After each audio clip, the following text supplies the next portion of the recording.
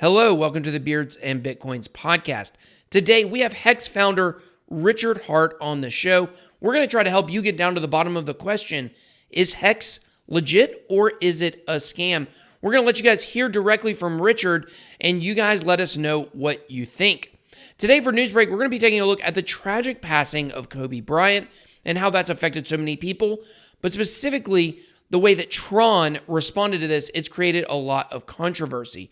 For our Token Time segment today, we'll be taking a look at Celsius token. And then for manspreading, we're going to answer the question that everyone wants to know right now, which is who is going to win the Super Bowl? You guys don't forget to follow us on Twitter at BeardsBitcoins. Also, make sure to subscribe to our email letter list on beardsandbitcoins.com so we can send you guys a free guide for the 21 best Bitcoin practices. All right. Let's get to the episode.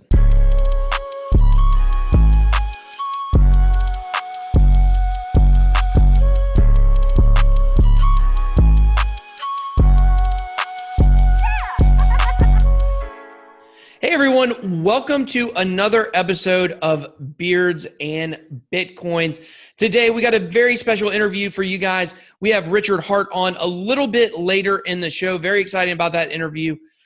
He definitely had some very interesting things to say that you guys are going to want to check out. So make sure you stay tuned for that. And definitely very good to have him on. And he agreed to re-record. If you guys didn't listen to last week's episode where I got roasted, I messed the interview up, some technical errors, but he agreed to come back on. So Justin, it has been such a busy couple of days here. It absolutely has, man. It's been a busy couple days. It's been a sad couple days with the tragedy that happened to Kobe, his daughter, and the other families on board of the helicopter. With that, I wish the whole Los Angeles community a condolences, and anybody that's into the sports world. It's been a tough 24 hours, but with the bad comes the good. We got the Super Bowl coming up. So some positivity, which we're going to be talking about in the segment Manspreading. So we'll be taking that show and making our picks. So stay tuned for that, and we can talk Kobe. Yeah, I mean, we were talking before we went on air. I mean, the only two tragedies I can really think that even compare to this one would be when Princess Diana died. And of course, I'm from when I've been alive since 1982. When Princess Diana died, and then maybe when Dale Earnhardt died, and he died at the very top of his sport. And this is something absolutely unprecedented. People don't know how to feel. I know me personally, like I'm wearing my Lakers hat today. I got my LeBron Lakers shirt on. I'm actually too fat for my Kobe stuff now, but I am on keto, so maybe I will be able to get back in it. Probably buy a new Kobe jersey here soon. But I was sobbing yesterday. I mean, I was absolutely devastated. Like Kobe was my favorite athlete of all time, and it's really not even close. So what were kind of some of your thoughts from this terrible tragedy? It was crazy. Yesterday, I was sitting I was in a tattoo parlor getting a tattoo yesterday, which it's ironic that the theme of my tattoo was Dia de los Muertos, which is Day of the Dead. And that's how you honor people who have passed from this earth. We call it Mexican Halloween where I'm from. There you go. So while I'm getting this ink done, everybody in the shop kind of erupts like, oh my God, Kobe Bryant just died in a helicopter crash with, took a while to figure out some of the facts. You were getting the ink while you found out. Yeah. Wow.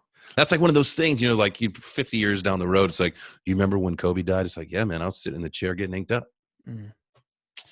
Yeah. Well, but it was sad. It was sad. A lot of people, here in Austin, Texas, we've had a lot of people transplant from California. So there is a pretty big community here, that respects Kobe, that respects the Lakers and the organization. And, it's been a tough day for everyone, really. Well, Kobe meant so much to the city of Los Angeles, and everybody knows I'm from Atlanta, and I love Atlanta sports. I'm a huge Falcons fan. The only team outside of Atlanta that I love is the Lakers, and the reason is because when I was a kid, I grew up. I just love Magic Johnson. I mean, I liked his name. I was like 5 or 6, when I first started, knowing what the NBA was, and Magic was really big during that time. And I was just like, man, this guy's name is Magic. That's so cool. I was a little kid, And so I remember when I found out that Magic Johnson had AIDS, like my mom brought me in, sat me down, talked to me, and like she was crying. She was like, oh my gosh, Magic Johnson's going to die. He has AIDS. And it's just so crazy. Like all these years later, like that's what started my love of the Lakers so much and so deep. And now Kobe's dead before Magic. Kobe's dead before Bill Russell. He's dead before so many of these great Lakers, Kareem Abdul-Jabbar. And it's just so sad to see. He won't even get inducted into the Hall of Fame while he's alive. Yeah, I mean, he is set to be inducted into the Hall of Fame this year, isn't that correct? Yeah. I mean, he'll definitely go, and probably like maybe his daughter will make a speech, or some other NBA great will make a speech on his behalf. But it's so sad. It is sad. And speaking of, I know that you wanted to talk a little bit about this, that you have started a petition to update the NBA logo from Jerry West to Kobe. Yeah, and so I came up with this petition idea, and I created this logo, and then after I did it, I saw there was a bunch of people that had kind of, had already done the same thing. But I created a logo for the NBA to change to. The current NBA logo, the man known as the logo in quotations, is Jerry West. And Jerry West was actually one of Kobe's mentors and, another Laker. I think Jerry West was actually maybe the GM when they traded for Kobe on draft night from the Hornets. He was definitely involved in that. I saw him on TV yesterday. He was heartbroken. He'd been crying all day. You could tell by looking at him. So it's one of these things that I thought, like, how can we honor Kobe? And it just made so much sense to change the NBA logo to him shooting a jump shot, shooting a fadeaway. Just all, if you guys haven't seen the NBA logo, most of you have. It basically is red, blue, and it has, a white outline. If you're watching the video, look at BitBoy's hat. Oh, it's right there. Yeah, that's right. It's literally. There you that's go. Jerry West. But it makes sense to have it be Kobe. And if you guys want to see the logo that I created, you guys can visit NBALogoKobe.com. And please sign the petition. I think we've got over 1,000 signatures, and I just put it up like an hour and a half ago, maybe 2 hours ago. So it's going pretty well.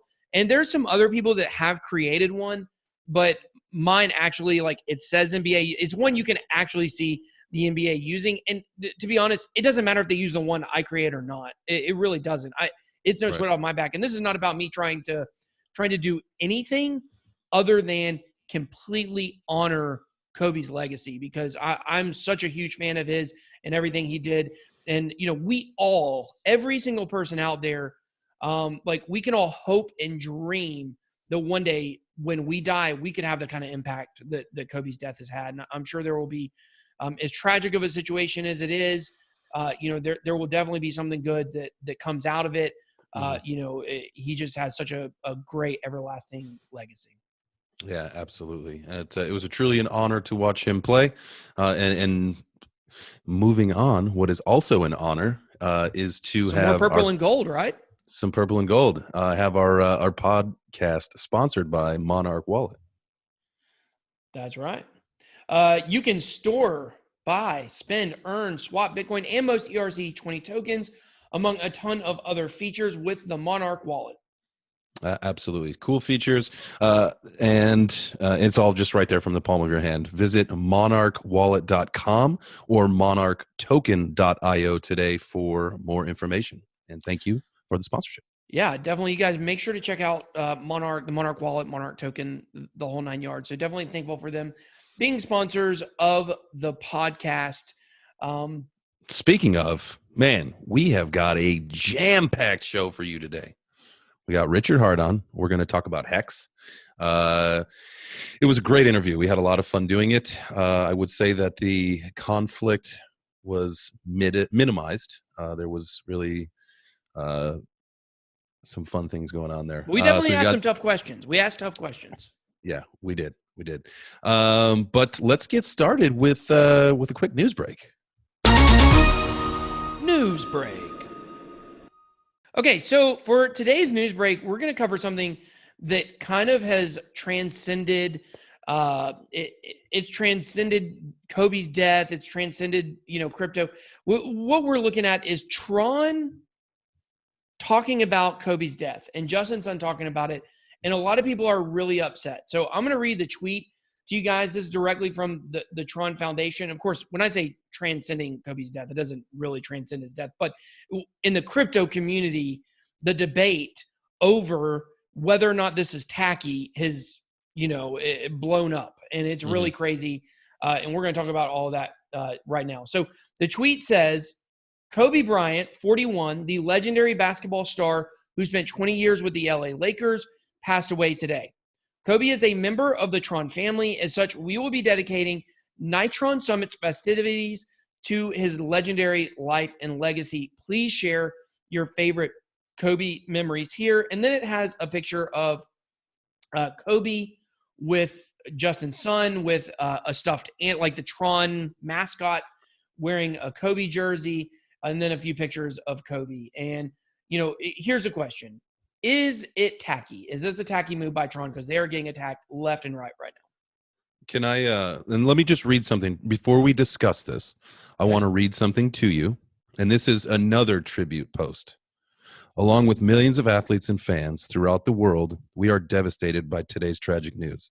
We extend our deepest sympathies to those closest to Kobe, especially his family and friends. He was one of the greatest athletes of his generation and has had an immeasurable impact on the world of sport and the community of basketball. He was a beloved member of the Nike family. We will miss him greatly. Mamba forever. So with that being said, not too much different. But why are people are hating on TRON? I think because of Justin's son's marketing tactics. Yeah, that's what he's getting picked apart. Yeah, people hate Justin's son. I mean, that's all it boils down to. People hate Justin's son, so whatever he does gets scrutinized, even though what they said is not any different than what Nike said. Because if you really look at what a lot of the people, within that tweet are saying in the comment section from the non-TRON crypto community, they're literally saying, this is what you should have said. They're saying, you should have said, Kobe died today. It was a great tragedy and he will be missed. And that's it.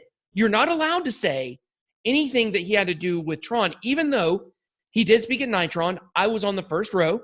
I was actually wearing a Kobe jersey or a Lakers shirt or a Kobe jersey on the front row. There's a huge picture of me there, or maybe I was actually, now that I'm really thinking, I was wearing a yellow BitBoy shirt, but I was wearing a yellow shirt. Okay. That's the point. It's yellow. Don't worry. Yellow. And the reason I remember is because I look super fat in the picture, like more fat than normal, but I was right there. I was 10 feet away from Kobe and I was very excited to see him speak and, very thrilled that I ended up getting a ticket and being able to go to that and experience that and be that close to him. That's the last time I would have ever seen him in person and things like that. He was there. Like, Justin's son grew up in China. He is a Kobe fan. Like, you guys, I think people think like, oh, he's from China. They don't care about basketball. He's over here and trying to market and do this. NBA fans are much more rabid in China than they are in the United States. Well, 100%. Yeah. 100%. There's no way that he grew up without it. If he's a basketball fan, there's no way he grew up not idolizing Kobe. Every basketball fan did. Yeah. It's just funny how, people will be all up in arms about one person's response, but it's totally okay for another to respond in the same exact way, like what we were talking about. But I think that the only difference is, the deep-seated roots that Kobe has with the NBA versus TRON. There's a little bit of a difference there. I understand that, with Justin's son and Kobe being his kind of childhood or, younger self mentor, or not mentor, that's not the right word, idol for his, sports figures and stuff like that. I get that. But I just think, as far as corporations go, the only difference is that Kobe played for the NBA. He didn't play for TRON. Oh, he did Nike? speak. Nike. Yes, I'm sorry. Nike paid him for a service. So did TRON. Touche then. Nike paid him for a service. I mean, that's all it. You think he loved Nike because Nike, NBA, cool, I want to take part. No, they paid him money. Like, all of these places pay money. That's what they do. There's no difference. Now, was there a much longer standing relationship? Yes, absolutely. You know what that means? They made much more money on him.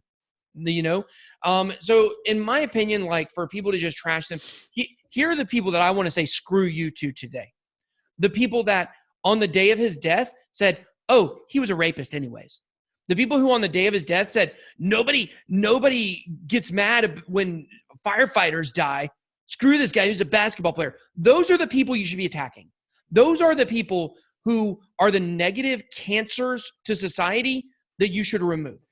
The people that post a tribute and also mention their brand inside of the tribute, they're still posting a tribute and they're still doing something positive. But the snowflakes in the crypto community find a way to make everything about them. Every person that posted something about Tron and Kobe, it is not about Kobe's legacy being tarnished. It's about them being able to get clicks and get engagement by trashing Tron. And that pisses me off like nothing else.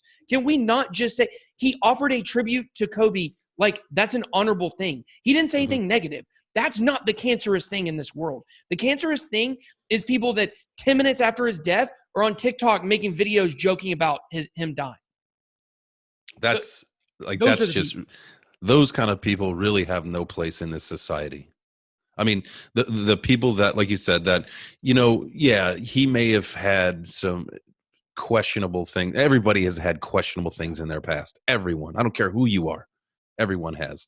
And you know what? If you were, on your deathbed or at your funeral, you had people talking shit like that to you, like you said, go pound sand. Yeah. I mean, this is not the time to be doing that. For the record, I still, to this very day, do not believe that was in any way non-consensual, what occurred in Colorado. Evidenced by the fact that she would not testify in a criminal case. Like, she refused to testify. And then she got paid off in a civil suit and then dropped it completely. So, you got to respect him for the fact that it was very easy during that time for his wife to leave him. It was very easy during that time, because I definitely don't condone adultery by any stretch of the imagination. It was definitely easy for everybody to turn, his whole family to turn their back on him. But that family fought to stay together. And to me, like, that's a beautiful thing, regardless of what you go through, to stick together as a family. And I think that's something that definitely he should be remembered by. But let's move on. We've talked a lot about tragedy. It's been very, very sad for 100%.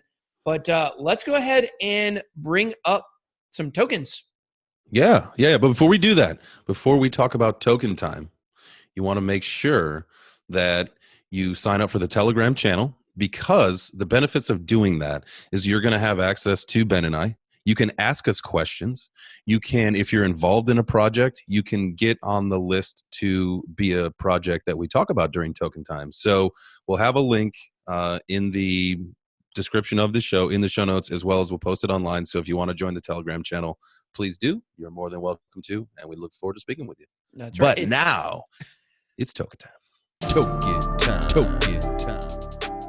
And just a reminder, guys, just piggybacking on what Justin said, the link is t.me/beards and bitcoins if you guys want to just join from listening to the episode. So let's talk tokens. Let's talk about what we're going to go in depth with today, which is Celsius. Ooh, Celsius. We love the Celsius network. We love the people at the Celsius network, and we love the features of the Celsius network that we have seen so far. Right? Yeah, absolutely. And, Celsius is, people know it as a lending platform. And it's so funny because a couple of years ago, lending platforms were all the rage, but yet they were also like very sketchy. And then Celsius comes out with this really legitimate lending platform. I think everyone that knows Celsius would agree that is definitely a project that people respect. But I don't think a lot of people know they have their own token. No, judging by the volume, I would agree with you that people don't understand that they have the token. I mean, if you look at CoinGecko.com, I mean, it's right now the market cap's about 45 million with a 24-hour trading volume. Yeah, Pocket Change 24-hour trading volume is just a little under 27,500. So, I mean, this is, in my opinion, something to take a look at. Because I think under custody they have was it $2 billion the last time we talked about this? Yeah. So I mean they're doing some things. We look forward to watching this project advance and take on some new things, and talking with Alex. I mean, we've talked to Leah. She was awesome. We also had an interview when we were at Bitcoin 2019 with Liz. Yeah, absolutely. Shout out to them both. And we found them to both be very personable and very, much believe in what Celsius is doing. And they're definitely people that, you can tell like aren't just there for a job, and that, they have very close relationship with each other. Alex, I've seen him speak. He's very passionate. Alex Mashinsky. He's also the creator of VOIP, for you guys that didn't know. And I think that it is a very underrated project. And they just came out with some news. And the news is that they are now. What's that? I said, let's hear that news. Let's hear that news. As of February 1st, so starting next week, and this was announced on the 25th, they're going to be offering compound interest on cryptocurrency deposits. And let me just read this one paragraph for you. Compound interest is when the interest earned on a deposit is immediately reinvested so that the money earned from the interest immediately accrues interest. This leads to exponential growth versus non-compound interest, which accrues money in a linear fashion. So you're going to be able to earn a lot more, a lot faster with Celsius. And right now they're offering a 8.1% interest per year on Bitcoin. Is that taxable, do you know? It shouldn't be. The interest, if you removed it, it should be. But if you kept it on there, it should not be. That's not a taxable event. Just having interest earned on it, that's not a transaction. I don't think. Because a taxable event isn't when you buy crypto. It's only when you sell it or when you buy something with it. So actually just did a video on my channel about that this week. But one other thing I wanted to bring up about this, because we're talking about the token and the token being undervalued, in my opinion. You do earn Celsius tokens by staking, by having other crypto on Celsius. You're also earning, Celsius tokens. And the reason why I think this is underrated is because we have not seen Celsius available in a bull run yet. And a lot of people are thinking we are hitting the bull run soon. But it's very important during a bull run to be able to keep holding on to your crypto, but still kind of enjoy your gains. So like, let's say you had a big thing you want to pay for, like your son broke his leg, God forbid, and you got to pay for a surgery. Let's say you don't have insurance. You got to pay for a surgery, and you got $500,000 in crypto, but you're like fiat poor, and you don't want to cash out that because you feel like that amount of money could continue growing.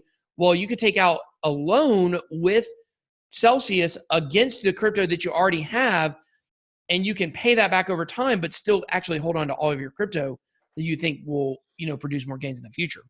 Oh, that's smart. That's really smart. But I think maybe I could be wrong when I think this. But you really want a bull run to start really pulling out anything. Although I say that, and I think everybody got toasted the last time by not taking profits. So take your profits. Yeah, and I think that's important to understand. I mean, one reason why people got so messed up in the last bull run in the subsequent cycle, and of course people get messed up again. I mean, we know that. We'll have retail investors coming in at the end, at the top. What happened is people took out loans from traditional banks to buy crypto at the very, very top. So all of a sudden you're having to make payments on a loan that's worth so much more than you're holding in crypto. Even if you sold all your crypto, you couldn't even pay your loan off. And that's where a lot of people got in trouble, had to file bankruptcy and things like that. So definitely Celsius is something to keep your eye on. I think it's one that has a great chance to go up in value. But let's talk some dude stuff. Manspreading. All right. Well, so for manspreading segment today, I think it is very appropriate that we talk about the big game, the big game coming up Sunday night, Super Bowl in Miami, Florida, USA, Kansas City Chiefs squaring off against the San Francisco 49ers. And I'm going to warn you guys, I have been dead on with my picks all playoffs. Actually, on my TikTok account, if you guys aren't following me on TikTok, make sure you guys do that. On my TikTok account, I've made picks all throughout the playoffs, and I think I'm 1-9 out of my last 10 games. So I know what I'm talking about in football. 1-9? Yeah. Well, let's see what I actually was. AFC, NFC, I picked the divisional rounds. I went 1-3 in the divisional rounds and 0-2 in the. So I was actually 1-5 for the last 6 playoff games. It was pretty embarrassing.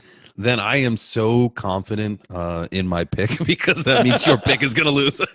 Well, what I did, it's funny. Like when I made my picks for the AFC and NFC championship games, I said the most likely matchup is going to be the 49ers versus the Chiefs. So I'm taking the Titans and the Packers. See, I tried to opposite pick myself. And then, of course, that was the one time I'd be right. So what are you looking forward to in this matchup? I'm looking forward to a good defensive battle. I am looking forward to Patrick Mahomes. I do like him, but I am hoping for my man, Jimmy Garoppolo. AKA Tom Brady 2.0. Yeah, Jimmy. Come on, Jimmy. Jimmy. Jimmy's gonna do it. Yeah, man. My pick is San Francisco. I don't know what the spread is, but I'll take the spread. I'll take the money line, and I'll take the over. I think it's Chiefs. I think it's Chiefs by 1. I think. Oh, let me look that up. Let me look up the current odds on that so we get that exactly right. Let's see. And this is, we're a week away from the game, so I assume that these numbers will change as we start. Well, by the time we put this out, we're only going to be a couple days away. Yep. Once we get the inactives and the actives, although I think at this point in your career, if your team's making the Super Bowl, even if you have a broken leg, you still try, right? Yeah. Tevin Coleman, I mean, former Falcon, he hurt his shoulder pretty bad. If the Super Bowl was this week, or if it was yesterday on Sunday, we're recording this on Monday, he wouldn't have played. But having 2 weeks, he may have a shot to get in the game. And if you remember when he was on the Falcons, he got hurt in the Super Bowl and against the Patriots, and him getting hurt in the Super Bowl led to having Devontae Freeman in the game. And Devontae Freeman is the one that missed the block. Tevin Coleman probably would have hit. They ended up swatting the ball out of Matt Ryan's hand, and it was a fumble, and that was kind of the start of the Avalanche. I know all that too well. I was at that game, so very, very sad day for a Falcons fan. But brings back those sad memories. I've been doing a series on TikTok called "What It's Like to Go to the Super Bowl," and just kind of reliving all of it. And going to the Super Bowl is very fun, but going and losing is, especially losing the way we lost, it was not fun. But the current line is Kansas City -1.5, and so I am officially going to take the Kansas City Chiefs in this game. I just think they're way too strong. But we're going to put up a poll this week, and we're going to see what you guys think. If you guys think that the 49ers or the Chiefs are going to win, we'll just put it straight up, not necessarily with the gambling odds. But I will take the 1.5. I think it'll probably be a 3-point game to a 7-point game. But here's the thing. Traditionally in Super Bowls, the team with the better defense wins. It doesn't happen every time, but usually the team with the better defense wins. And however, the games are also usually more high scoring than an average game, which is very interesting. Mm-hmm. Maybe just because there's so much on the line. What's the over-under? The over-under is 50. Let's see. Well, I'll have to look. It was 54, 56. Let me see. I would take the over on that all day. I have to click on it to see the total. Total right now is 54, and you can get it at 54 on a lot of sites, but it's also at 54.5. I would take the over. 100%. Yeah. The way I envision this game is I envision the Chiefs, who've gotten off to a slow start the last couple of weeks. I envision the Chiefs getting up to maybe a 10 to 14-point lead pretty early, and then the 49ers having to come back and playing catch-up. And I think that they're going to have to get away from their running game, which is what has produced so many lower scores for them. And I think this is probably going to be like a 38 to 31 game, something like that. It's going to be very high score. I would not put this. If the over was like 65, I would take the under. I think it's going to be 65 plus points scored in this game. I think both teams have they have what it takes to score 40 plus points in a game. Yeah. Well, the one thing that worries me about my pick, is the fact that I picked it and I've done terrible lately. But because I'm going to win. Other than that, the thing that has worried me a little bit about my pick is I feel like I've seen this movie before, where you have a team that is such an offensive juggernaut going into the Super Bowl, and you feel like, oh, this team's unstoppable. They're going to win for sure. We can look back at the year the Patriots lost to the Giants the first year when they were undefeated, back in I think 2007, maybe 2007, 2008. Where they just looked undefeatable. Like they were scoring so many points. They had Randy Moss, and then they ended up losing, and it was a low-scoring game. Also, look back at the Broncos and Seahawks Super Bowl, which this reminds me a lot of. The Broncos were by far the number one offensive team, totally unstoppable. This was before Peyton Manning had started falling off. He had the all-time, touchdowns and a season record, everything, and then they just got shut down. So we'll see. But I just feel like Patrick Mahomes is the next Tom Brady. It's impossible to be the next Tom Brady for real because I don't know if you saw I have a tiny hand in my hand. But anyways, my wife got me these tiny hands for Christmas. But anyways, I think Patrick Mahomes is going to be the best player in the NFL for a long time. So we'll see. People thought about Aaron Rodgers, and he only went to one Super Bowl so far. So he was consistent. He just couldn't quite make it out the NFC. That's right. So Jay Chains is taking the 49ers, and BitBoy is taking the Chiefs. I'm ride or die with them right now. So, all right, guys, well, we're going to get into our interview with Richard Hart, but definitely want to mention to you guys to make sure if you want big names on the podcast, if you want to listen to interviews, if you want to hear us talk about dude stuff, you want to be part of our community, make sure that you guys subscribe to our podcast. Beards and Bitcoins, you're listening to it, so you should know the name, but you might be a first-time listener. And also, the best way to support the podcast, if you are a fan of our show or you like what you hear, is to head on over to your logo platform, whether it's iTunes or Spotify or wherever you may be listening, and make sure to drop us a review. Those are extremely valuable for us here on the podcast. So we will love you forever. We will love you forever. So without further ado, let's get to the interview with Richard Hart.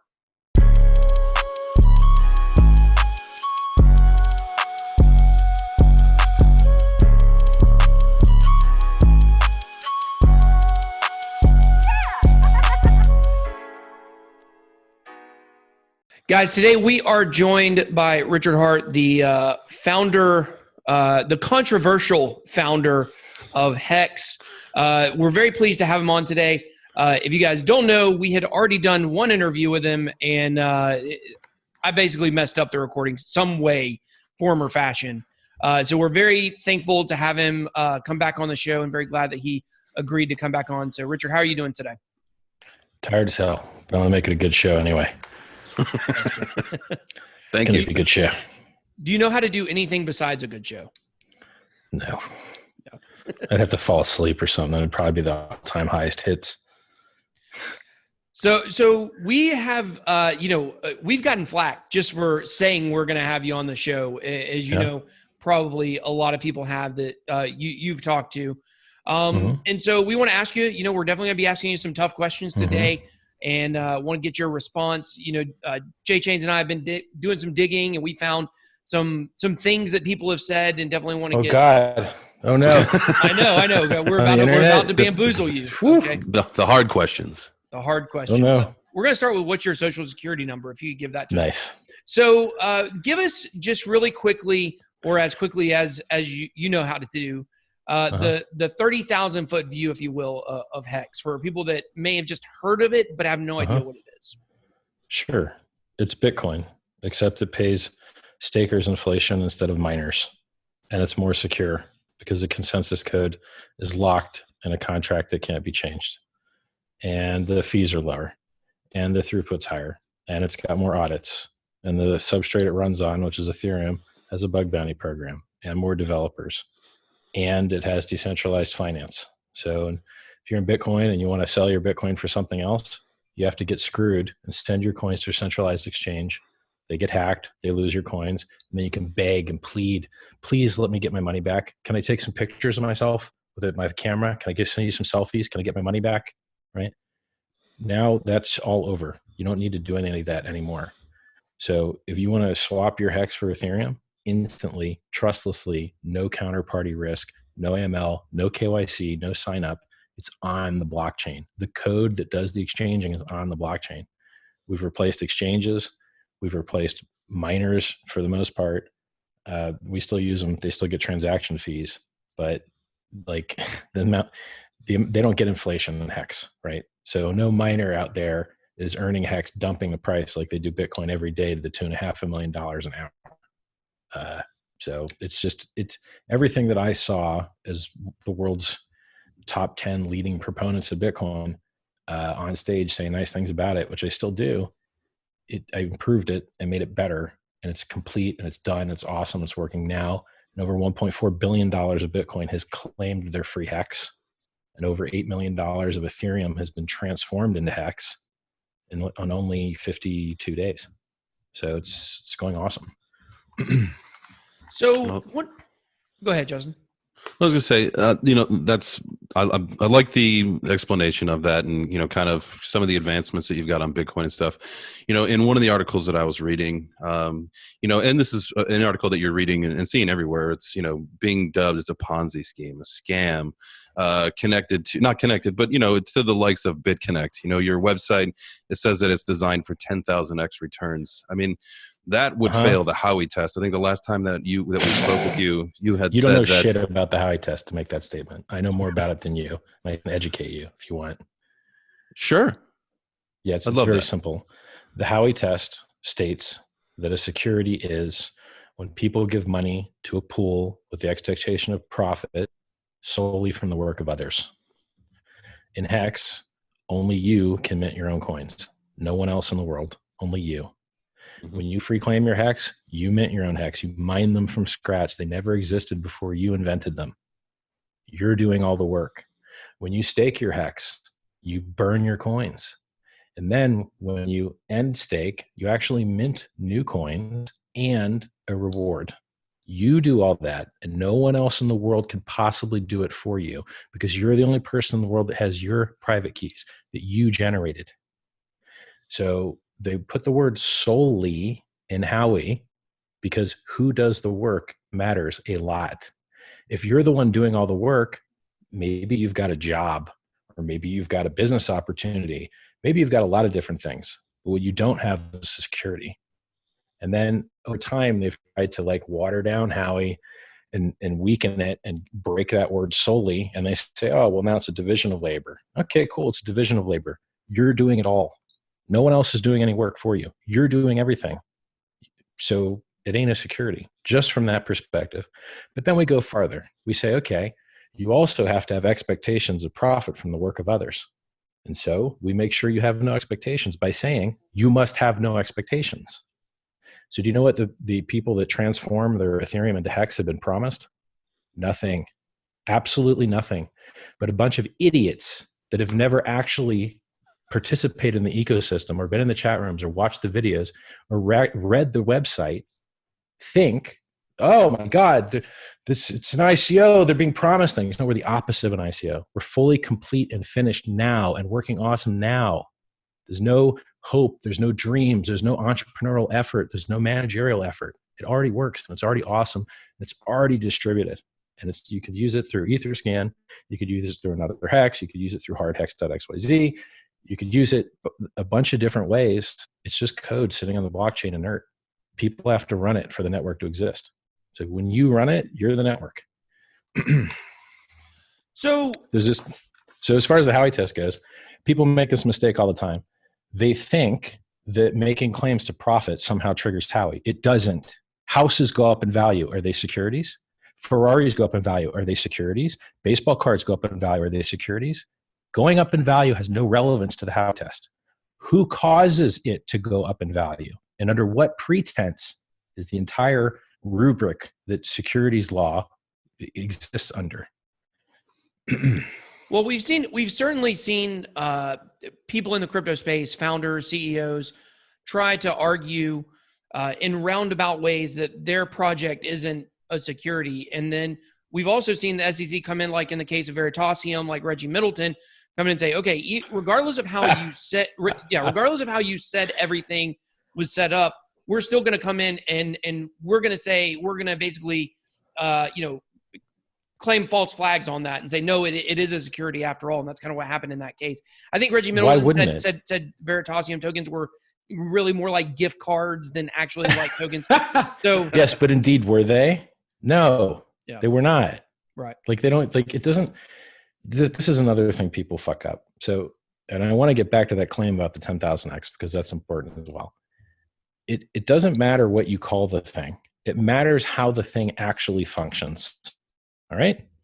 So if in Hex, is someone else giving you your coins? No. Well, then how can it be a sale when you're inventing them yourself? You, using your own computer and your own random number generator, are creating something that has never existed before. It's not a sale. You invented it. Okay. But even though I'm sending you something of value for it, or sending it to doesn't matter. the hex. It doesn't matter. It's still, it doesn't matter whether it's speculative or goes up or down in value. That's in the Howey test. It literally says it doesn't matter whether there's money involved. It matters who does the work. Like, you have to read the majority opinion written in the Howey test or all of the subsequent things. It's about who does the work. It's because if it was for a sale of something, well, then what do you got? Consumer protection law. You've got like truth in advertising law. You've got like the laws to protect people that bought something. Those are not securities laws. It's a different set of laws with a different set of law enforcement and regulation. The purview of the SEC is very clear and restricted to things that are guys that you give money to, and then they do some type of work and they give you more money back or promise to. That's what they're concerned with. Now, for some reason, crypto people are fantasizing and dreaming about shoving infinite amounts of extra work onto the plates of the SEC because I guess they wish they were judge, jury, and execution or something. Like, they don't have enough on their plate already with all the true, actual, legitimate scamming going on and all the true, actual securities fraud that's going on, that they're trying to make everything else a security too and strain these guys under extra pressure. That's retarded. So I believe what Richard Middleton did was an obvious, they publish things about this, right? Like, for instance, is it complete when it's released? Okay, if it's not complete when it's released, well, then maybe people could assume that someone's going to do some work, and maybe that's a security. Hex is complete. It's done. Can't edit it. It's in the blockchain. It's over. It's done. So there's no comparison. A complete project that is nothing in comparison to like non-complete project. They're not the same thing, right? And ICOs, where you take people's money with entrepreneurial effort, promise them returns, and go build something, obviously security. Hex is the opposite of that. You get no promises and it's complete already. It's the opposite. Now back to that 10,000x. Okay, how much x is Bitcoin up right now? 800,000x over a penny. Okay, well then it was fucking designed to do that, wasn't it? It was designed to do more than that. It was designed to replace fiat currency. And since it started trading at zero, how much X do you think it was designed to do? Millions of X. And it fucking did it. It did 2 million X in 2017. And since I'm the only guy smart enough to notice that and advertise it like the smart fucker that I am, everyone else cries and whines like a little bitch. Oh my God, he's saying 10,000X. It's impossible. How can he do that? Listen, you stupid fucks. Everything else is up higher. Bitcoin did 2 million X. Ethereum did fucking more X in a shorter time frame. It did 10,000X in 2.5 years, from 15 cents on Kraken to $1,500 fucking dollars. I'm telling you what other cryptocurrencies have already done, and just saying Hex is designed to do better than that. I haven't done X fucking since Ponzi. I was in my 20s, just so everybody knows. Early 20s. That's the last time I did X. No. So my point is, I'm smarter than these fucking idiots that flap their lips. I know more about Howey than they do. I know more about speculation than they do. I know more about the charts than they do. I've designed a better cryptocurrency. I built it while they fucking talk about it. That's the difference. These are a bunch of dumbasses that have never been successful in their entire fucking lives, that don't know anything about the blockchain or software or speculating or building a fucking business. And then they come attack me because I'm improving the world. Every fucking day, new users are on board into Hex. 0 downtime. Awesome. Everything's running fucking great. The only people that have bad things to say about Hex, people who never fucking used it. What about one of the articles? Another thing I wanted to ask you about, and one of the other articles that I was reading, and it cited a Hex developer that actually left the project citing suspicious reasons. And this guy, he had said, the most interesting technical aspects of the projects were they were left off, removed, and instead you guys decided to focus on marketing jargon and empty promises. So purely retarded. Obviously not true. The number of features that Hex has is fucking crazy. Like, Hex has a referral program. Amazon has a referral program. Tesla has a referral program. Does Bitcoin have a referral program? Does Ethereum have a referral program? No. Okay, well, that's innovation, right? Hex has 3 audits. Does Bitcoin have any audits? Nope. Does Ethereum actually have any audits? Nope. Hex does. Okay, well, tell me where the fucking scam is here. Tell me we're paying thousands and thousands of dollars to professionals to fucking secure it and make sure the software has no bugs. Show me the scam, right? Like, it's just insane. Like, it's the stupidest shit I've ever heard of. Show me the scam. Show it to me. What do you say? Because one thing that I've definitely heard people say in terms of the way that this has been marketed and the way that you've set things up is that they've said that the way you set up the claim the free Bitcoin was really kind of a bait and switch. Like, it was really so people would come in, claim the Bitcoin, even though the amount of hex you get per Bitcoin is super, super low compared to the amount of ETH the amount of X you would get if you actually put in ETH. So some people have said that that's like kind of a bait and switch, that you're kind of like just putting it out there so people know what it is, only so that people, you can collect hex. They're all assholes. Collect Ethereum. Yes, all those people are assholes. Yeah. So when I got my Bitcoin, I got it fucking free. Was that a bait and switch? I double-clicked a program and boom, Bitcoin appeared on my computer. Was that a bait and switch? Because then I bought some. I bought a lot, actually. Did I get bait and switched? Because when I mined full blocks in Bitcoin with no fucking pull, 50 BTC block rewards, that shit was only worth $25 a fucking block. Because Bitcoin cost 50 cents back then. Did I get fucking bait and switched? Did I get scammed, bro?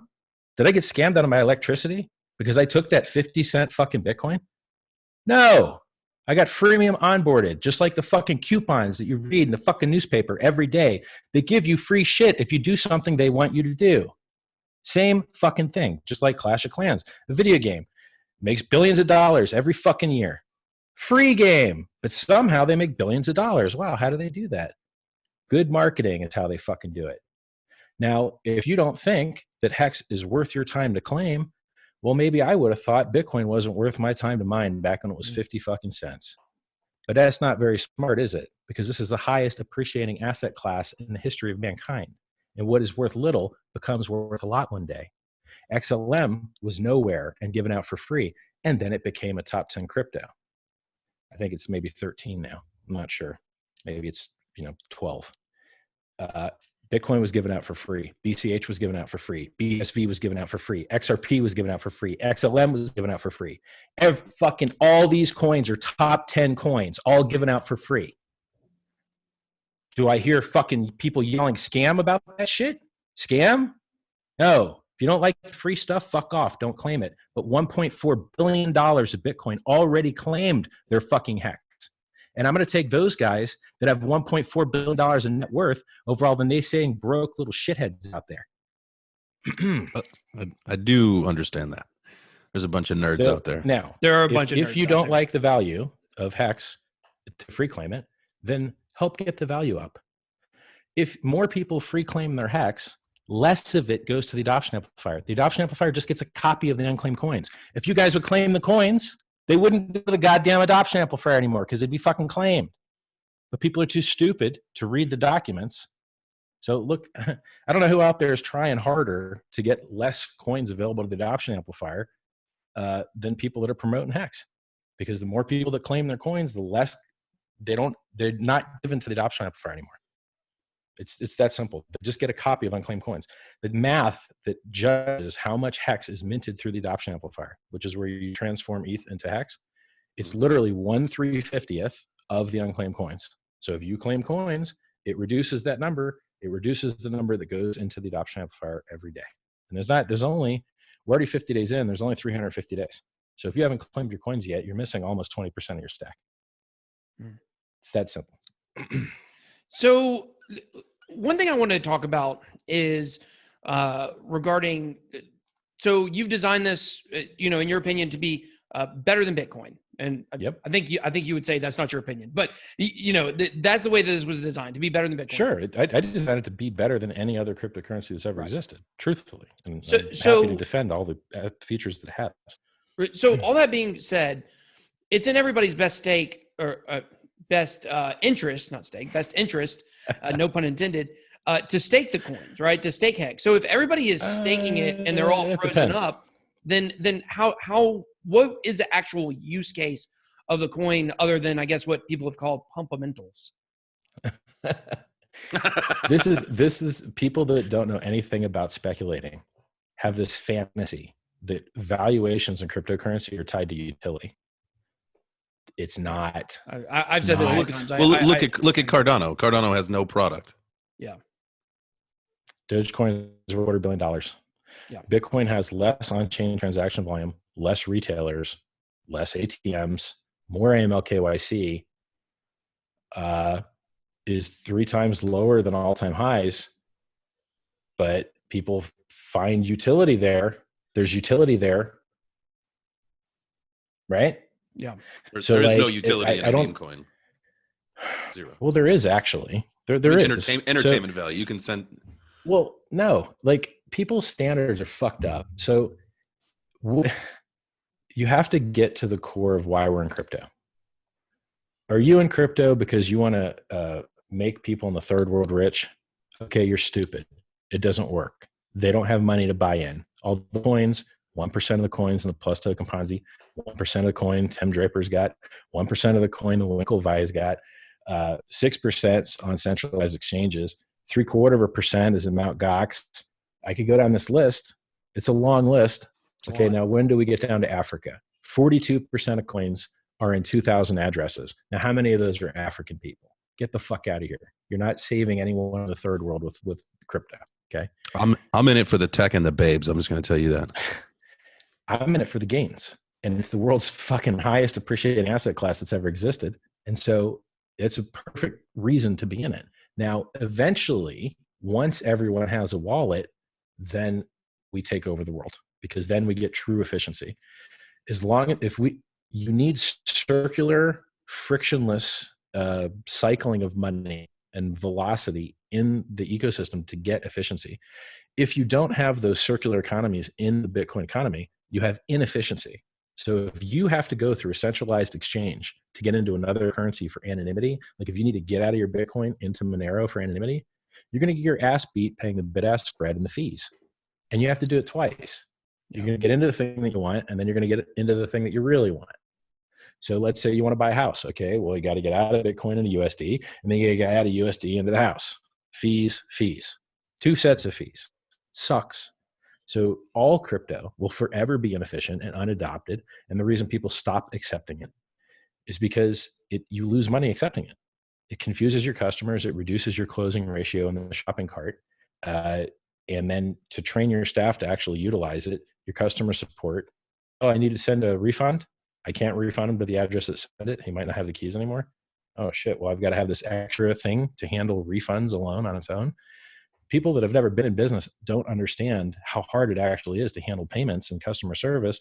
And you want to run like a freemium offer where you get people on a rebill campaign. You want to have like a newsletter or something. Oh, you can't rebill in crypto because it's push only. You can't pull. Oh, well, I guess we can't do that business. There's all these things that suck about crypto that cannot be fixed until everyone has a wallet. And I don't care what crypto you use. Once everyone has a wallet, it's insanely efficient. No more middlemen, no more fees, no more crap. But someone has to have the marketing budget to advertise into the real world, to onboard everybody, to get them a wallet, to get those efficiencies. I mean, look, WeChat is so efficient because it's purely digital. PayPal is so efficient because it's purely digital. For crypto to be truly efficient, we need everybody to have a wallet. And until everyone has a wallet, there won't actually be any utility. You'll have darknet utility, which is maybe 2% of the market cap. You'll have maybe hiding some offshore funds. But as long as it's got to come back out into real money anyway, they're going to tax your ass when it comes up to real money. So it's this concept that you need something beyond just going up in price for crypto to have value is hilarious to me, because nothing in crypto has that, and it never has.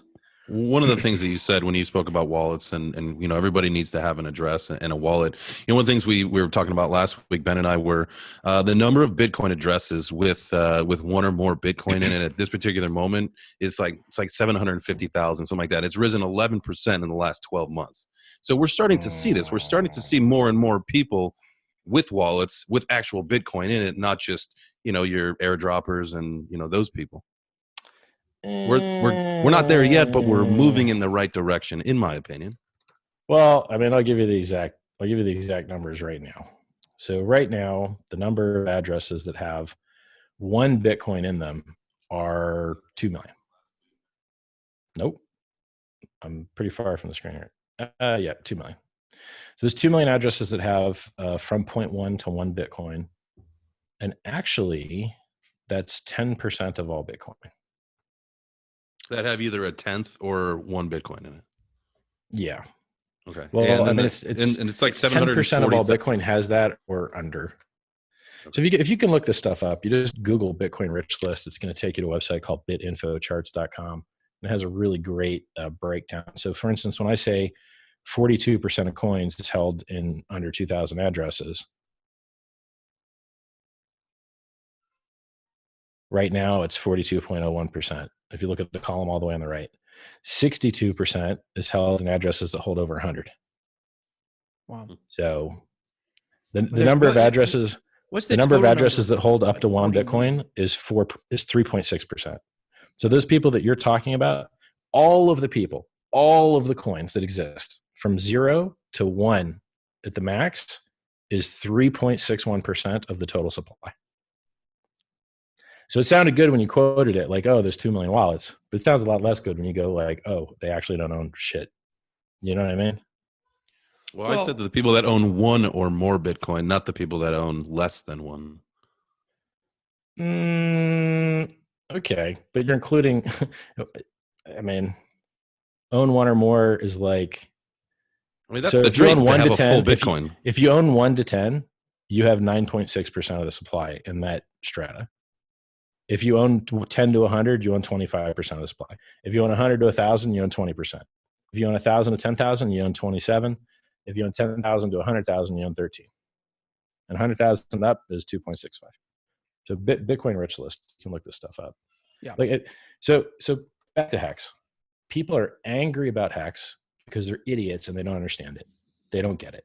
They think it's a scam because it's advertised like a scam, because it talks about gains and appreciation. They're too stupid to understand that people are in crypto for the gains. It's the only reason people buy this crap is because it goes up in price. So the most important feature that any cryptocurrency that's not a stable coin can have is that it appreciates. Maybe you could find some utility for anonymous coin stuff, which the Bitcoin core team just put some pull requests in that hopefully will get adopted and rolled out on the mainnet. I would look forward to that. I think that's bullish price short term and midterm, and I think it's actually bearish price long term, because you'll unleash a ton of supply that people were afraid to spend. People were afraid to spend their Bitcoin because they know it's trackable. But once they can spend their Bitcoin, it's not trackable. They can go into any other coin they like. They can do a lot of very interesting things, but it doesn't help the buy side, right? It's like, I think that short and midterm, a fork for anonymity, which is what is planned next in Bitcoin, would be awesome. But I think long term, it's actually, well, short long term, like I think 2 and 3 years out, it's probably bad for price. So you're saying it's good. You said that that is a planned thing, is for Bitcoin to fork? Yes, that they already have. Yeah, Peter Wooley a few days ago finished 3 pull requests, which were turned into BIPs, and there's now a BIP for Schnorr signatures, which makes our signatures more efficient. I saw people talking about this. Tap script and tapped root, which makes everything anonymous. Yeah, I know that like the Litecoin community was they were all wanting Litecoin to institute like Mimblewimble so it could be anonymous, but I don't think it's going to happen because all of a sudden if they don't have any devs, there's no one working on it.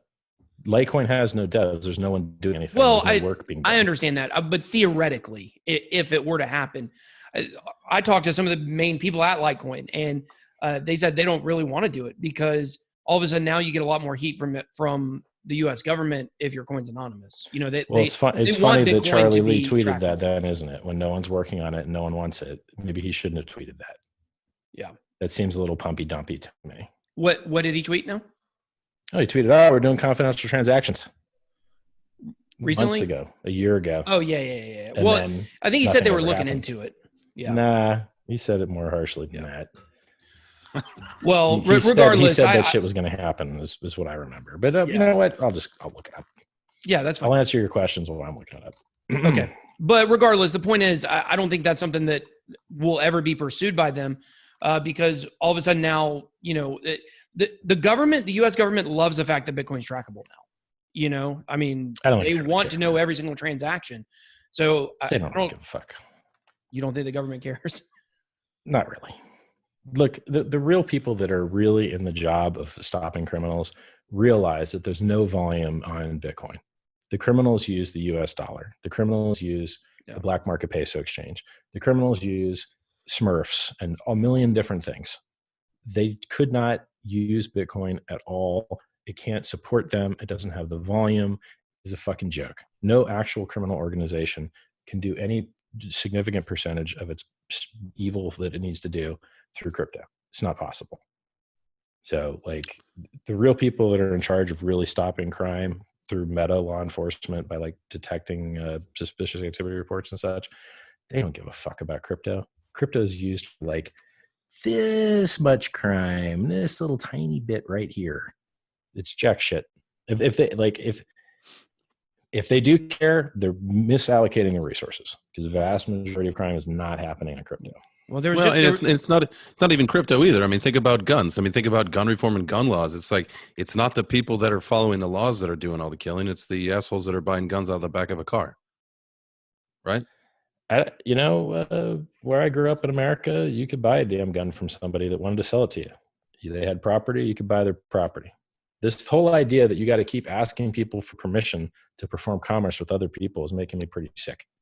Yeah. The fact that everyone wants to get rid of cash and make it plastic so that you got to beg, plead, and cry and hope that the plastic and the people that you can't call that have no face allow you to buy food and allow you to buy clothes. That's fucking disgusting to me. And it's also a national security issue. If we ever go to war, first thing that's going to go down is the fucking internet. And if all you've got is electronic payment methods, and that includes crypto, you are going to be fucked as a nation. Cash, real physical cash, is a national security concern, and we must maintain real physical cash to be strong in the face of threats. Crypto does not solve that. Getting rid of fucking cash does not solve that. So we were talking a little bit earlier about the speculative nature of crypto. And, you brought up the fact that it will really only be usable and have utility when everyone has wallets. So like, that's when it'll be most efficient. Yes. Yeah. I just want to make sure, like, I understand, like, what is your long-term idea of where crypto is going? Like, do you think that is something that will eventually happen and everyone will have wallets? Or do you think that's just a pipe dream? So all we need to focus on pretty much permanently is speculation. I definitely think everyone will have wallets. It's just a matter of time. Yeah. It's just like everyone has a phone number, right? Like everyone didn't have a phone number. Now they do. Not everyone. I know a poor guy somewhere. No one cares. Talking about the majority of people here. So everyone will end up having a wallet. So let me give an example. So in Hex, if you want to onboard from Ethereum into Hex, every day there's a lobby that transforms there's a lobby, and then it counts how many people got in, and the bucket of people got in with ETH, have the right to mint the bucket of Hex, blah, blah, blah. Anyway, at the end of the day, like people are putting in about 500 ETH every day, and then they're getting out about 500 million Hex. So roughly, like, depending on whether you get a 10% bonus for clicking a referral link, you're getting about 1 million or 1.2 million Hex for each Ethereum you put in. But what if you want to go the other way?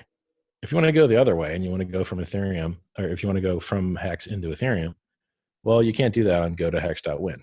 You have to do that somewhere else. I think the best place in the world to do that is on hexdex.win or hexswap.win. They just forward to the same place. It's this thing called Uniswap. And it's that exchange I was telling you about that's on the blockchain. So no more centralized exchanges. They don't just do that for Hex. And Hex is the number 8 liquidity and number 8 volume on that exchange. And there's a whole long line of projects you would recognize that we beat their ass already in 50 days. And we're above them. I expect to see more of that because Hex is that good. It's designed that well.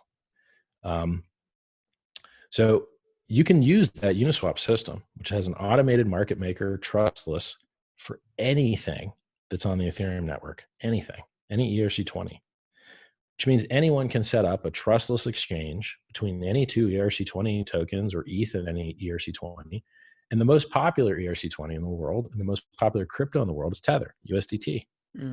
Well, that means that anyone that wants to can set up an exchange between Hex and Tether and provide liquidity. And then we've got an instant trustless exchange between Tether and Hex.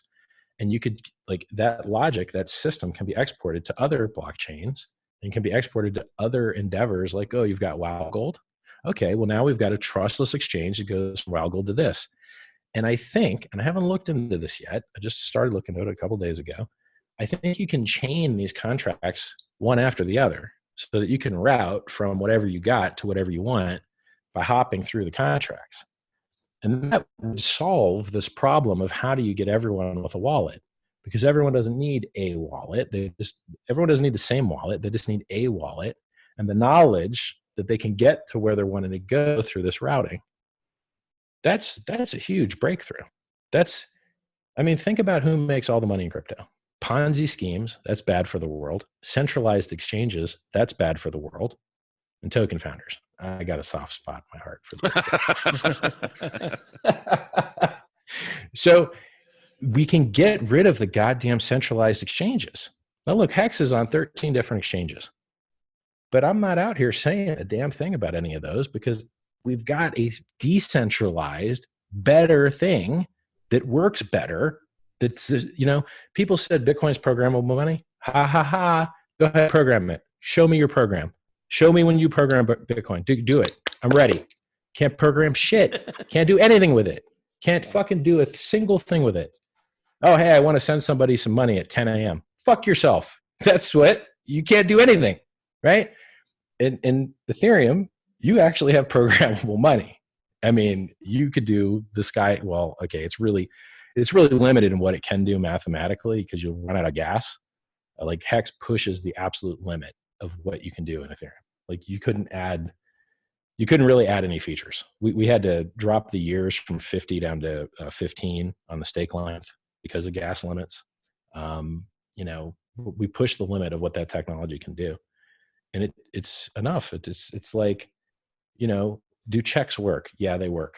Do ACH transfers work? Yep. Does Swift work? Yep. Does direct debit work? Yeah. Everything works, right? People are a little crazy like this. Oh, what utilities an altcoin have? Well, can you buy it and send it to your friend and then he could sell it for money? Okay, well, that's a fucking lot of utility. Like, what do you want? Isn't that good enough? Do you hear anyone losing money on Dogecoin? I don't. You hear anyone losing money on Monero? I don't. I heard some people lost some money on Bitcoin Gold today, the double spend.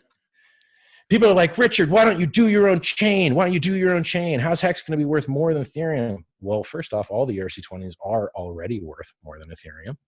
And second, Amazon's worth more than FedEx and the UPS that carries his shit. So it turns out that value in an ecosystem lies at different levels, and it usually accumulates at the end point and not in the middle, which is why every cable company wants to become a television channel. They want to be Netflix. They don't want to be a dumb pipe anymore. Well, Ethereum compared to Hex, I believe, is a dumb pipe. Because if we don't like what's going on there, we can fork and go somewhere else. I like what's going on there. I don't want to fork and go somewhere else. I like the interoperability. I like staying in the same trustless ecosystem. If you try and go to another chain, you got to do 2 transactions in an atomic swap. And it's, we've got atomic swaps already. I can atomic swap between Ethereum and Bitcoin and between Hex and Bitcoin. But it's clunky. It's a little slower and it's a little harder. It's not. You'd be surprised with that clunkiness and delay. It really hurts adoption. Uniswap, huge adoption. Our atomic swaps, no adoption. So I want to get into one last thing that has brought up. I mean, I feel like, one of the things about Hex is a lot of people don't know a lot about it, and they just like start firing off at the mouth with what their opinion of it is without really understanding, and then we get the herd mentality and things like that. So I thought it was really important during this podcast to really go over some of the things that people don't understand or some of the things that people are asking the most questions about. And that's really what I've tried to do with a lot of my questions. One of the things, and I know we talked about this when we did our Phantom recording last week, was the Ethereum that was moved. So there was a bunch of Ethereum that came into the address for Hex, right? Yeah. And it's gone to, it's gone outwards. And you told us last week that, you know, anything that you would buy, you would expect something in return, and you wouldn't be standing over the person's shoulder asking them, you know, what they're doing with it, right? Right. I know that's not an exact comparison because we're minting our own tokens and things like that. But the point here is that, you know, like with ICOs, I know that's not what you are. With ICOs, like they have marketing budgets, and you can kind of see the percentage that they're supposed to disperse. You know, like this percentage is supposed to go to advertising. This percentage is supposed to go towards technicals, whatever the case may be. And I think that's one thing about this Ethereum that people are wondering is like they deposited it all to get their hex, and now it has moved. It's gone somewhere else. And people are wondering, like, where did it go? What happened to it? So if you could just kind of go back over that again and kind of talk about, you know, where is the hex or the ETH? I keep saying hex. Where's the ETH? Right. Yeah. What'd you do with it, man? Accept money into a pool with the expectation of profit solely from the work of others, you are a security. Right. Hex is not a security by doing the hard thing, the honest thing, and giving you no expectations and telling you that whatever Ethereum you send to the contract, you will never receive any benefit from it whatsoever at all. Nothing.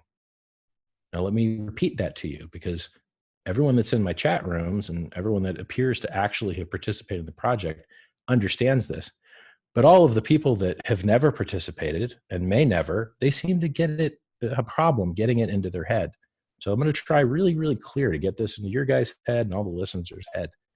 When you send Ethereum to the contract, you are never, ever, ever going to receive any benefit whatsoever from doing so, ever. And in the hopes that you really, really, really, truly understand that, you're also not even going to know who you're sending it to try and have expectations of them. Do you get it? Yeah. And I think the way that you explained this the last time was it ain't a security. You go to Best Buy and you buy $1,000 TV. You can't call Best Buy and say, hey, what'd you do with that $1,000 that I paid you? So I do understand what you're saying. But they would just tell you to fuck off. Well, because you should stop counting other people's money, basically. So if this was a security, and by the way, which is just hilarious, if you buy stock in Microsoft, go ask them what they did with your money so that they can tell you to fuck yourself. Okay? If you buy stock in, if you buy some shares in the local Burger King and you go there and you ask, the manager, hey, what'd you do with the money? Fuck yourself is the answer. I don't understand where these people get off thinking that they get to look into the books of anyone else in the whole world when they've never had the opportunity to. Even public companies that publish their fucking records don't show you invoices from their fucking suppliers. I don't know what planet these people are on. I guess they're on ICO planet, where the ICO people pretended to show you some invoices for their fucking projects that all went to zero and never got to market. Is that where you guys got this idea that you should start checking for where's the fucking money go? I think me personally, what I think about that, and Richard, I do understand what you're saying about this particular aspect because I understand it. I just get it, right? I think the problem is that you've got a lot of young investors that don't know anything about anything, and they think that they're owed an explanation of everything. Look, I can tell you that the outside world of people that have not actually participated in Hex appears to act a lot differently than the world of people that have participated.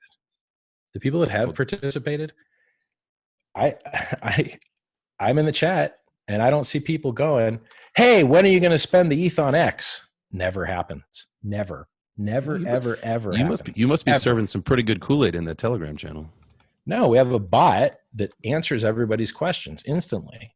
So if you ask, where's the ETH? Someone types !ETH and it goes, here's why you shouldn't ask that. And it's better for the project if no one knows, because we don't want this to be a security. So you must have no expectations. And in the furtherance of that, blah, blah, blah, blah, blah, blah, it has its own chat room.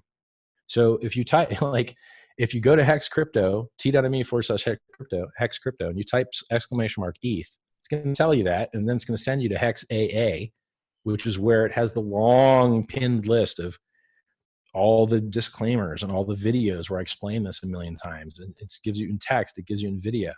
If you want to argue about the origin address, you go to Hex FUD and read the pinned. We've been doing this for several years now. And we've got every single possible question that you could possibly come up with answered in video and text. And it's already copy pasta that anyone could trigger with a hotkey. So if you want to see the menu, you type !pasta, and it gives you all the responses. It's like, here's a funny one for me, right? People go, why'd the ETH move? Well, what did you think it was going to do? Was this advertised as some type of plan to prop up the fucking Ethereum price by holding a bunch of ETH? No, it wasn't. It was advertised as, you ain't going to get no benefit from the ETH. Don't even think about it. So if you expected return and results from that ETH, you'd expect it to move, wouldn't you? And if you expected no results from the ETH, you'd also expect it to move. So what stupid fucks out there, of which are numerous, apparently they're writers on crypto blogs, what stupid fucks out there thought it wouldn't move? And what the fucking sense would that make? It doesn't make sense in either condition. It doesn't make any fucking sense. I'm unaware. Has there ever been a project that was just like, yo, let's fucking deadlock this shit for eternity? And like, what? It doesn't make any sense. Like, I thought that when I founded Hex, I would get reasonable, smart questions. Like, hey, why do you say that Hex is more secure than Bitcoin? Well, what makes you think that? Doesn't Bitcoin have more hash rate? I thought I would get smart questions. Instead, I get questions that don't make any fucking sense. Where's the ETH? The ETH that you'll never get a benefit from is what you're concerned with? Like, I don't get it. I don't know. They don't read the website, I guess. I guess. Well, I think at the end of the day, I think that it's people's responsibility and idea of what they want to do with their own money. So if people believe in Hex, if they believe in what you're doing, if they read the website and they think it sounds good and they decide that they want to put some of their money towards it, and I would only advocate people putting whatever they can afford to lose in any investment, not just Hex. That goes for gambling, goes for anything. And that's their opinion. That's what they want to do. Then let them do it. I feel like people have this idea that even though cryptocurrency is supposed to be all about, let's be responsible for ourselves and we don't need banks, let's make all our own financial decisions. But it's like 99% of crypto feels like they have to white knight for everybody out there, you know? Well, they don't even do a good job at it. They spend all that? this time fucking with Hex, which is audited. And what are they doing about CSW? Not a fucking thing. What are they doing about Plus Token? Not a fucking thing. What are they doing about the 1,000 fucking scams? There's so many scams. I have to change my username to don't ever send me money. Imposters everywhere. That's my username on Telegram. Richard Hart, bracket, don't ever send me money. Imposters everywhere, bracket. That's fucked up, right? Like, I'm out there actually making an effort trying to stop the fucking scams. And everyone else is like, oh, fucking that Richard, yeah, he's a scammer. Am I really? Let's see. I called the 20K Christmas. I called the 19K short. I have a free trading chat where I tell everyone not to trade, a free calls channel, a free pair of self-help books I wrote, free videos, ads turned off, no referral links for any exchanges. What more can I fucking do? Like, what more free shit can I give you, crypto? Oh, I can make a currency and give it to you for free. Okay, so I did that too. I give you free coins as well. I'm the fucking giving tree. Like, I can't possibly give crypto more than I've given. Well, I think everyone's bitter. Like the entire crypto community is bitter. And that's what it boils down to. They're always looking for the next thing to be outraged about. I said yesterday, like, and we're going to talk about this on the podcast in our intro to this interview. But like this thing with, Kobe Bryant obviously died yesterday. It's extremely sad. Like, he's my favorite player. I'm absolutely heartbroken and devastated. But all of a sudden, like, Justin Sun posts a tweet about Kobe dying and mentions like, hey, he was at TRON last year, which I was actually there. I saw Kobe there and everything like that. And like, all of a sudden, everybody in crypto is having a freak out over it. It's like everybody's such a snowflake. Like, somebody can't even post something about somebody dying without someone having a problem with it. You don't see Nike did the same thing. Nike did it. Nobody had a problem with the Nike post. No one had a Everyone's problem got a problem with the TRON post. They only had a problem. But it's only the crypto community because the crypto community is so obsessed with making everything about them because no one outside of crypto cares about it. So, yeah, I think they're a bunch of snowflakes. It's ridiculous. So like it's, and the funny part is it doesn't work. The more they hate Hex, the better Hex does. like everybody hates CSW, top 5 crypto. Enjoy. Ha ha ha. Ha ha. Everyone hates Hex. 1.4 billion in BTC claimed, up 140% over the last 22 days. So the people that bought 22 days ago that are up 144%, 142% now, you think they dislike Hex? Like, the people that are angry are the people that don't have a Hex bag. Those are the people that are angry. People that have Hex bags, I think they're a lot happier. Well, I guess that's going to wrap it up for us, Richard, today. We certainly, like I said at the beginning, we appreciate you, so much coming back on every recording with us. Pleasure. Because of my mess up earlier this week. But Technical difficulties. I know we got a record of this one because I live stream mine. We do. I know. I was thinking like, oh God, even if somehow I managed to mess this one up, I got a copy somewhere. But it was the can I first ask you time. a question? Did you ever try Hex yet? Yeah, I did. I have it all staked. Yeah. How'd it go? It went well. It wasn't very confusing. All right. The one thing that I will say that it wasn't a problem, but I had to create like a separate MetaMask. So I ended up having to use a different browser because I didn't want to unsync my MetaMask from Chrome. So I ended up just downloading Firefox. It didn't work on you can just make an extra install in Chrome. You just make a new user. If you go to Chrome and you click add user, it makes a whole new browser. You can have a whole new MetaMask in it. Wow. And you could have as many MetaMasks as you want, and it's separate cookies and separate everything. So if you're managing like a work identity and a home identity, the Chrome user thing is way better than Firefox's, because Firefox just came out with like a Keller browser management thing, and you don't have separate add-ons. The add-ons are shared, which is garbage. Gotcha. So. Well, I did. I still have to check it out. We didn't share that screen share anything. I think if you guys watching, anybody that actually tries Hex will love it. It's really that easy. It just damn works. Yeah. And I mean, if you had Bitcoin in a wallet on the snapshot, I mean, there's literally no reason not to do it. Even if you're super skeptical, even if you think it's just a really tiny amount you'd be getting, like, in my opinion, there's nothing wrong with doing that. I mean, if people want to send in Ethereum, that's a whole nother conversation. I personally can't tell anybody to do anything with their money by any stretch of the imagination. But if there's no point not to claim. So, well, Richard, thank you so much for coming on, and we will talk to you guys later. Thank you. Thank you for listening to today's episode of Beards and Bitcoins. Don't forget to visit beardsandbitcoins.com to sign up to get your free 21 best Bitcoin practices guide. Also, make sure to follow us on Twitter at BeardsBitcoins.